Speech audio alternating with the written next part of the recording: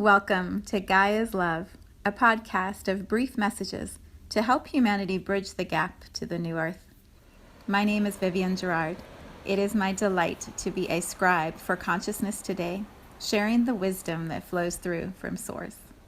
Here we go.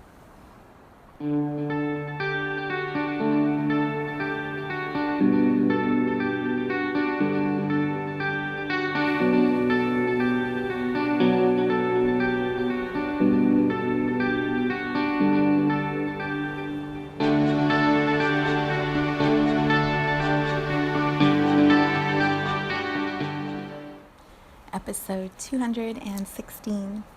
It is Tuesday. Here in Cincinnati it's still raining. It has been raining and raining and raining. We have like a few moments of sunshine and then the clouds come in and more rain arrives and we're just watching it come down.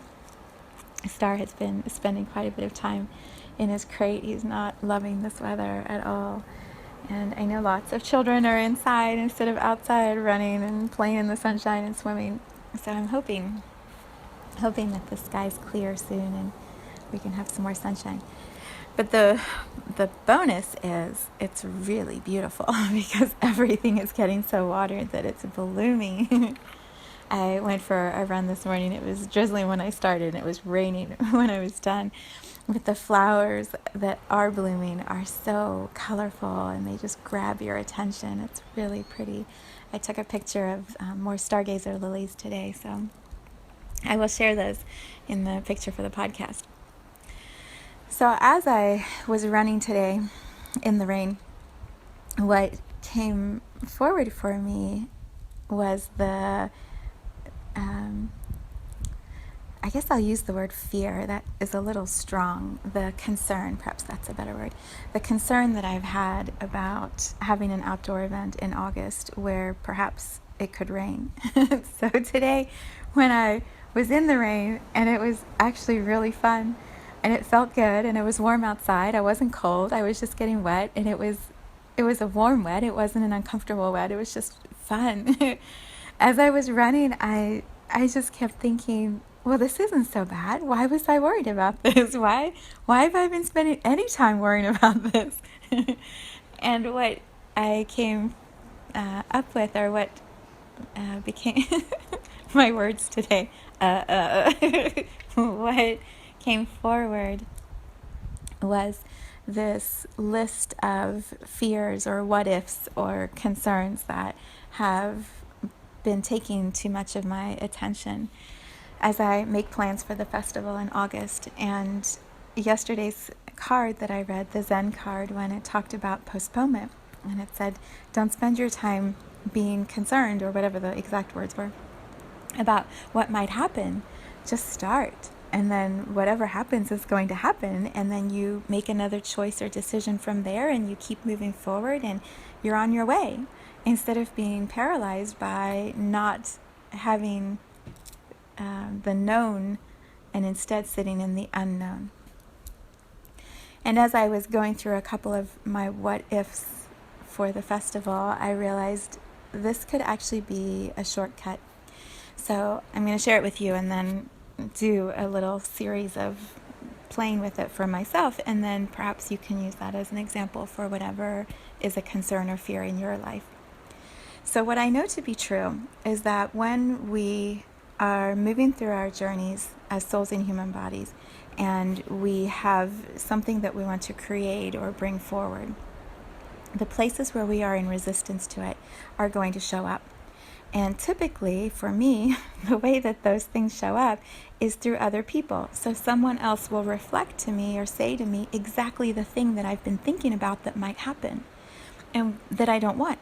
And when they say that thing to me, my reaction is, oh, no, that can't happen, or that's not going to happen, or here's why it won't happen. And so it brings forward a solution. So that person bringing me the issue or the problem or the thing that could go wrong immediately kicks into me a higher gear of, oh, no, I know how we're going to fix it or how we're going to solve it or what it's going to look like or why it won't be that. Whatever you said, it's not going to be that. And it's a really it's a lot of a headache sometimes to go through that sort of process if we don't have to go through it that way. And it's worked well for me. That is how many of my creations have happened. Someone saying, you can't write a book, you can't do that, you can't do this. And, oh yeah, watch me. Watch me do it. And then I do it. But I feel like there is another way. And when I was meditating, preparing for the podcast, I had this realization. What if you wrote the what if, what if I go through my what ifs that would need to have someone bring them forward for me to look at so that I can realize that's not even a problem? What if instead of waiting for life to bring me the people who are going to bring me those problems so I can come up with the solutions, what if I just sit here and kind of rampage through my what ifs? Rampage is a strong word. Meander through my what ifs and then dissolve them. Because when it's like that book I read several podcasts ago, The Nightmare in the Attic, when we have something hiding in the closet or the attic and we don't want to look at it and we're afraid of it, and what if it actually happens and we don't want to be with that thing that's hiding back there, and then we just finally open it up, lasso the nightmare and pull it out, it dissolves. It goes away. What if what if I can dissolve my what ifs about the festival by just going through them and pulling them out of the closet and then not needing to have someone bring it forward because I've already brought it forward for myself in this space. And then if my example can give you a way to play with something that's being postponed in your journey because you're afraid of the what ifs, if my example can give you a process or a way to play with it, and you sit with your what ifs and dissolve those, then we're all starting to move forward in the direction we want to go, and we don't have to keep waiting for life to bring us the resistance so that we can figure our way through it that way. So that's my grand plan for today.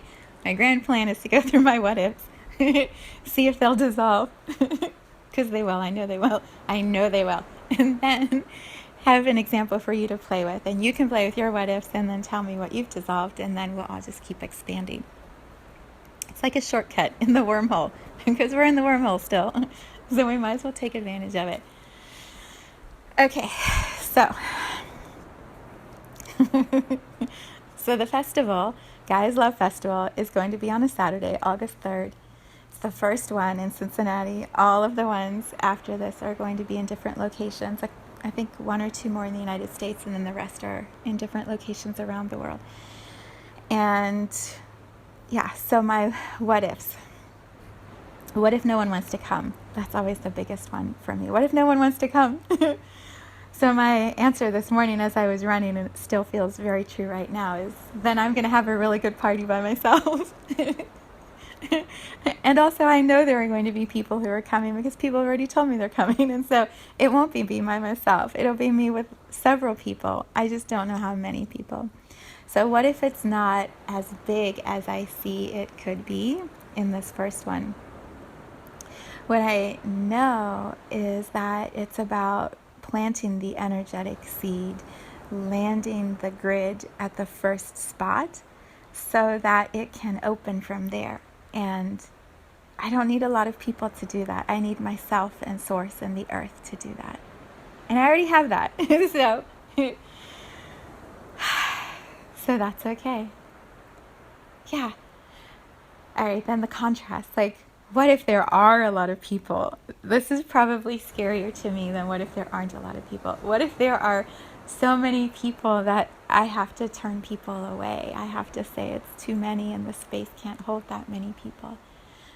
And I can feel my heart hurt, like, oh, I don't want to do that. I don't want to do that. And also,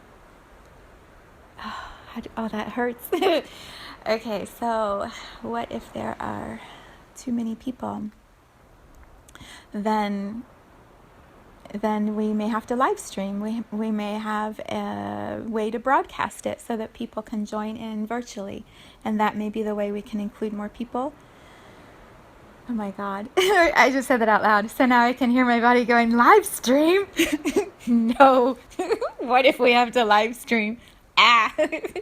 So my answer would be I'm hiring someone to take care of that because I don't know how to do it in that way, and I don't want to be focusing on technology that day. So okay, so what if it's too many people? We broadcast it and then it's available to lots of people, and that can be managed by somebody else, and I don't have to hold all that. I can simply hold the experience in the moment. Oh, I can feel how much space just opened in me by simply naming that. Yeah, that also offers a pathway for those who are not able to leave their homes or not able to drive to Cincinnati to be included in it, which, my whole body has like all this energy running through it going, oh my God. Okay.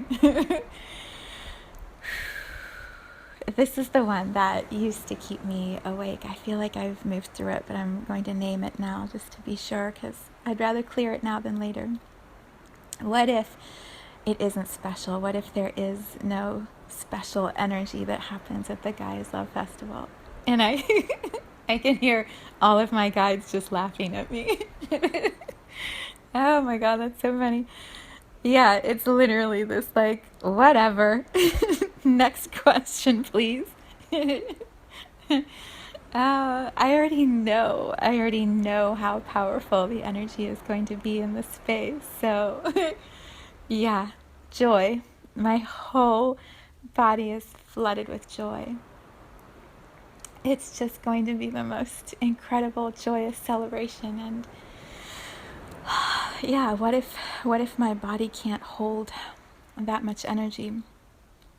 And the answer I hear immediately is I'm not supposed to hold that much energy. We're running the energy, we're flowing the energy. And so it's a reminder always to connect my feet to the earth and open up my crown and simply allow the energy to flow through me as a conduit of energy. I'm not meant to hold any of it. I'm simply meant to flow it through.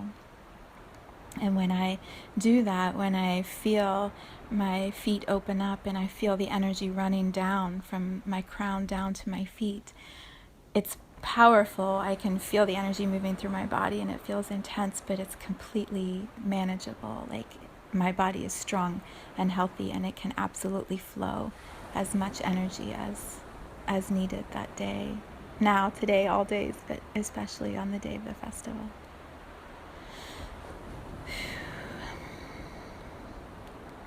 Yeah, so what if it rains? Then we dance in the rain. Then we play in the rain.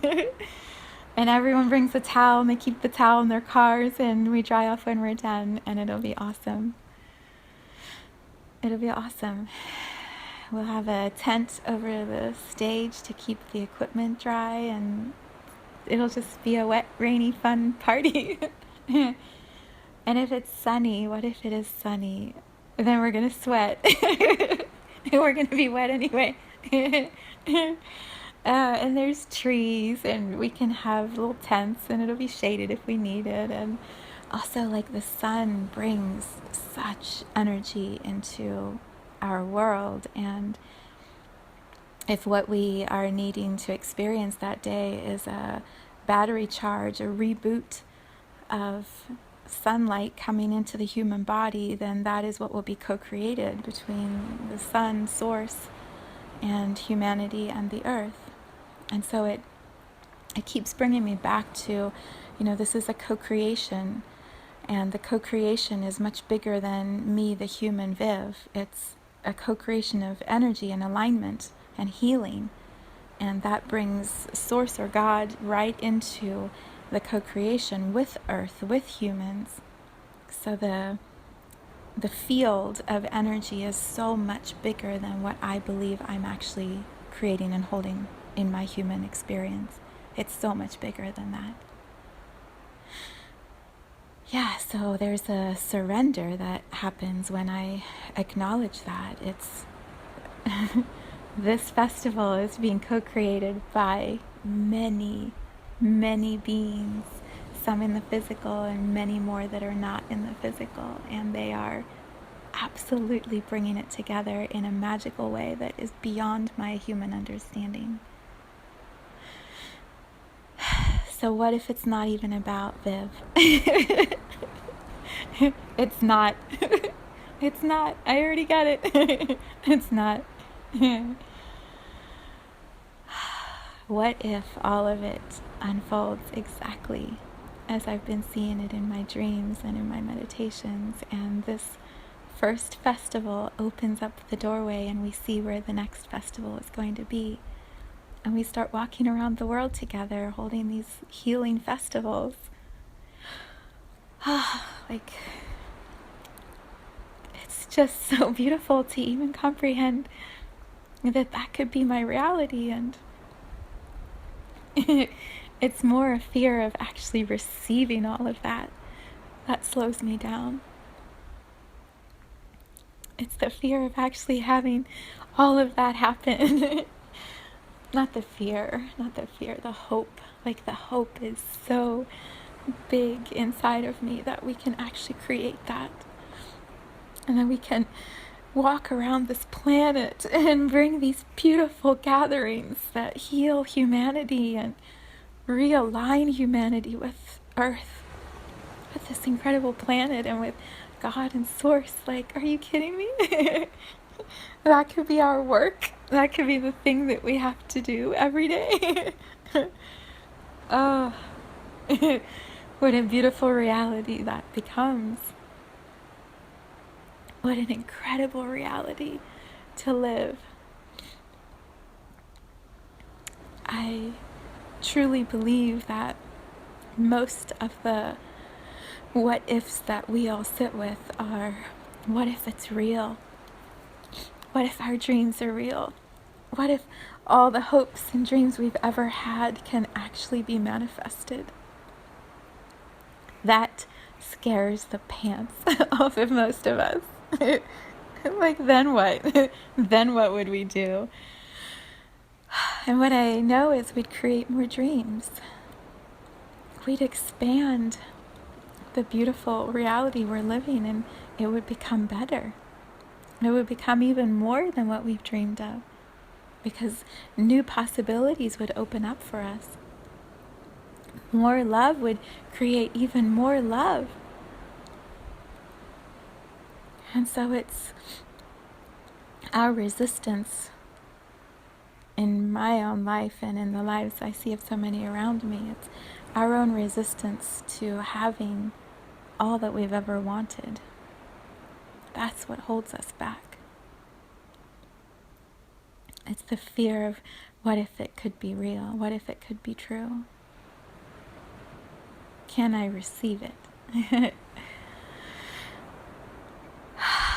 Yeah, in this moment, I feel I can, and that's the path I'm walking on and towards. So, thank you for taking this first little shortcut with me and going into some of the what ifs. I'm sure there are more, and also, like, that was a giant shortcut through them. Okay, phew. My invitation is to pause just like I did here, to turn off your phone and the noise of your life and just sit for a little bit. Just sit and go into the what ifs on whatever it is that you most want to be doing next. Just play the game like I did. Say it out loud. Feel, hear, trust whatever that first reaction that comes through when you name the what if. Feel the reaction and then move through it, talk it out, process it, and then run the energy down to your feet and let go of the fear. Move the what if all the way down to your feet and hand it over to the earth. And then see if there's another one and walk your way through it just like I am. And then if you want, share it with me. Send me a little note or post it in the Soulshine Tribe, and let's start taking these shortcuts together and aligning with what's possible sooner, more powerfully, with more joy, with more willingness to receive. Okay.